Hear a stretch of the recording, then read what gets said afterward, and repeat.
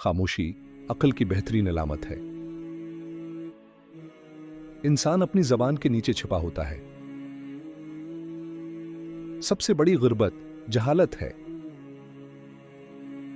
इंसाफ दो तरह से होता है, एक वो जो तुम खुद से करो, दूसरा वो जो दूसरों से करो।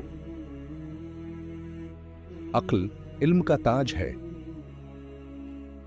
तकदीर पर ईमान रखने वाला कभी नाकाम नहीं होता। वो जबान काबू में रखो जिसकी वजह से दिलों में नफरत पैदा हो। कनात हमेशा की दौलत है।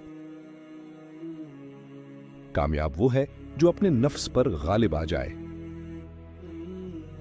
लोगों को उनके ऐमाल से पहचानो, उनकी बातों से नहीं।